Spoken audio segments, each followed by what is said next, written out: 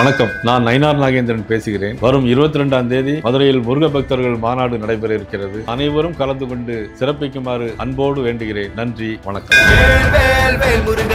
முருகனை கும்பிட்டால் மத கலவரம் வந்துவிடும் என்றால் இயேசுவை கும்பிட்டால் வராதா? அல்லாவை கும்பிட்டால் வராதா? அவரவர்களுடைய தெய்வத்தை அவரவர்கள் விரும்பிய வகையில் முழுமையாக வேண்டுவதற்கும் பிரார்த்திப்பதற்கும் கொண்டாடுவதற்கும் அரசியல் சாசனம் முழு உரிமையை தந்திருக்கிறது. அது முருகனாக இருந்தாலும் சரி, அல்லாவாக இருந்தாலும் சரி, இயேசுவாக இருந்தாலும் சரி. விபூதி வைப்பது அவரை பொறுத்தளவில் ஒரு புரட்சி. விபூதியை அழிப்பது என்பது என்னை பொறுத்தளவில் அது புரட்சி அல்ல. இந்து அறநிலையத்துறை அமைச்சரை கேட்டுக்கொள்வதெல்லாம் இங்கே இருப்பதை போன்று இந்து அறநிலையத்துறையின் சார்பாக நீங்கள் மகாராஷ்டிரத்திலே கூட ஒரு மகத்தான விழாவை ஏற்பாடு செய்ய வேண்டும். பழனி முருகனிடத்திலே வருகின்ற அந்த பணத்தை வைத்து மிகச் சிறப்பாக செய்யலாம். அதை நீங்கள் செய்வதற்கு முன் வருகிற பொழுது உங்களோடு நானும் களத்திலே நிற்பேன் என்று உறுதி கூறுகிறேன். தமிழ் மண்ணில் முருகப்பெருமானுடைய சக்தி என்பது தன்னிகரற்றது. முருகப்பெருமான் பாரத தேசத்தினுடைய வடபாகங்களில் கார்த்திக்காக கொண்டாடப்படுகிறார்.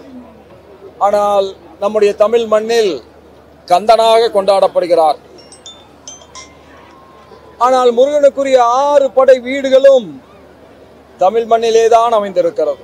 அதுதான் சிறப்பிலும் சிறப்பு. இன்றைக்கு இந்து முன்னணி அந்த 6 படை வீட்டையும்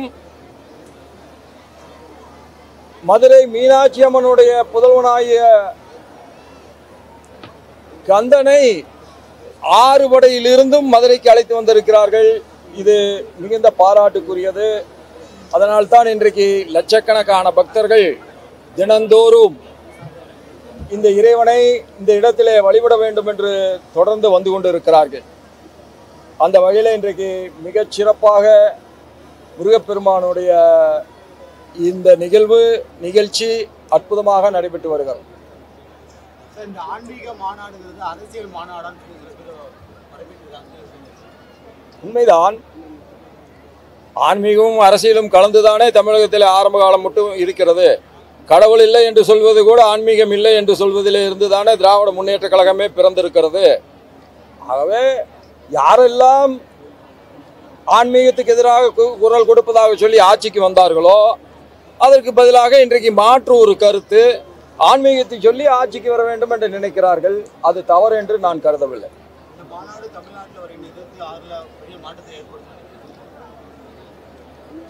ஒரு பெரிய மாற்றத்தை ஏற்படுத்தி இருக்கிறதை நாம் பார்க்கிறோம். முருகப்பெருமானுடைய கந்தசஷ்டி கவசத்தை மிக கேவலமாக பேசிய நேரத்திலேயே தமிழர்கள் வீர் கொண்டு எழுந்தார்கள். உண்மையில் முருகப்பெருமானை தேவையில்லாமல் யாரும் தொடக்கூடாது என்பதைத்தான் இந்த மாநாடு பறைசாற்றுகிறது. இறை அருள் என்பது எல்லோருக்கும் கிடைக்க வேண்டும். யாரெல்லாம் முருகனை வசைபாடினார்களோ அவர்களுக்கு கூட கிடைக்க வேண்டும் என்று நான் வேண்டுகிறேன்.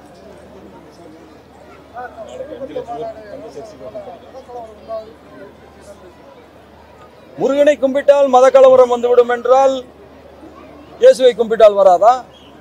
அல்லாவை கும்பிட்டால் வராதா? அவரவர்களுடைய தெய்வத்தை அவரவர்கள் விரும்பிய வகையில் முழுமையாக வேண்டுவதற்கும் பிரார்த்திப்பதற்கும் கொண்டாடுவதற்கும் அரசியல் சாசனம் முழு உரிமையை தந்திருக்கிறது. அது முருகனாக இருந்தாலும் சரி, அல்லாவாக இருந்தாலும் சரி, இயேசுவாக இருந்தாலும் சரி.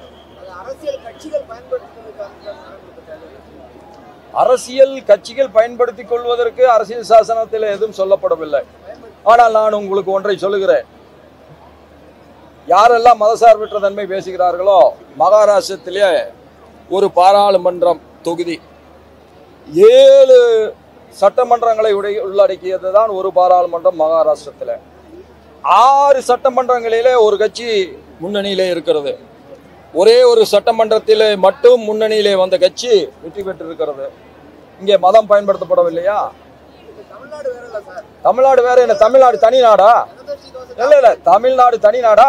நீங்க என்ன தமிழ்நாட்டில் முருகனை எப்படி வேண்டுமானாலும் பேசுவீர்கள், எவ்வளவு வேணாலும் வசைபாடுவீர்கள், பார்த்து கொண்டிருக்க வேண்டுமா? கந்த சஷ்டி கவசத்தை எதற்காக திட்டினார்கள்? எதற்காக வசைபாடினார்கள்?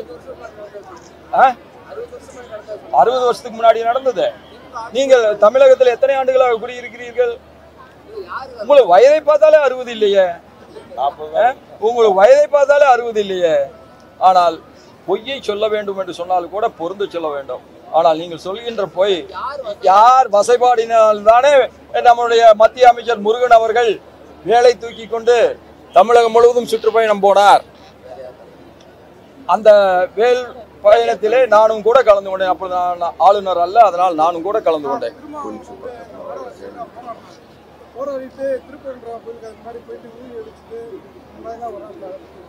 அதை விபூதி வைப்பது அவரை பொறுத்தளவில் ஒரு புரட்சி.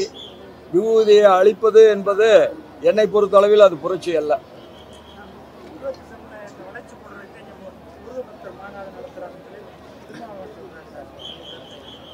இவர் எந்த ஜாதியை வளைப்பதற்காக அல்லும் பகலும் பாடுபடுகிறார்? முருக பக்தர்களில் முதன்மையானவர் தேவரையா அவர்கள். அது யாராலும் மறுக்க முடியாது. ஆகவே முருகனை கும்பிடுபவர்கள் எல்லாம் தேவரை உயர்வாகத்தான் நினைப்பார்கள். அவர் எந்த ஜாதியை சேர்ந்தவராக இருந்தாலும் நேதாஜி அவர்களுடைய தளபதி தேவரையா என்று யாரெல்லாம் நினைக்கின்றார்களோ அவர்கள் எல்லாம் தேவரை உயர்வாக மதிப்பார்கள். தேவரை யாரெல்லாம் உயர்வாக மதிக்கிறார்களோ அவர்களெல்லாம் முருகனையும் வணங்குவார்கள். கடைசியாக சில பேர்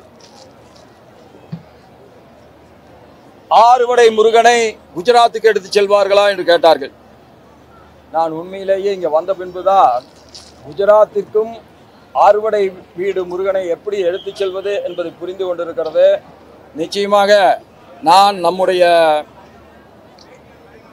இந்து அறநிலையத்துறை அமைச்சரை கேட்டுக்கொள்வதெல்லாம் இங்கே இருப்பதை போன்று இந்து அறநிலையத்துறையின் சார்பாக நீங்கள் மகாராஷ்டிரத்திலே கூட ஒரு மகத்தான விழாவை ஏற்பாடு செய்ய வேண்டும்.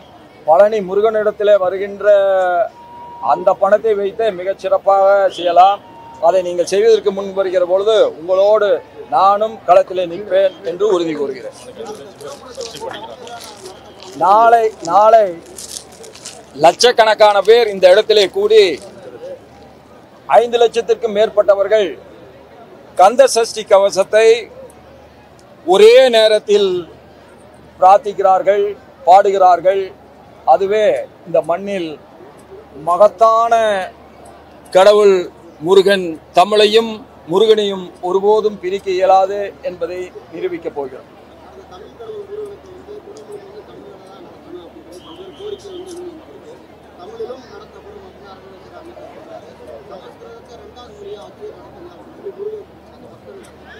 காலம் காலமாக ஒன்று பின்பற்றப்பட்டு வருகிறது. அது முறையாக பின்பற்றப்பட வேண்டும் என்பதுதான். சமஸ்கிருதத்திலே சொன்னாலும் தமிழிலே சொன்னாலும் அது இறைவனை வழிபடுவது என்பது உள்ளத்தில் ஒரு நேர்மை, உள்ளத்தில் தனிநபர் ஒழுக்கம், தன்னைத்தானே ஒழுங்குபடுத்திக் கொள்வதற்காகத்தான். எந்த மொழியிலே இறைவனை வழிபட்டாலும், உருதிலே வழிபட்டாலும் அல்லது அரேபிய மொழியிலே வழிபட்டாலும் வழிபடுவதனுடைய நோக்கம் தன்னைத்தானே ஒவ்வொரு தனி மனிதனும் ஒழுங்குபடுத்திக் கொள்ள வேண்டும் என்பதற்குத்தான்.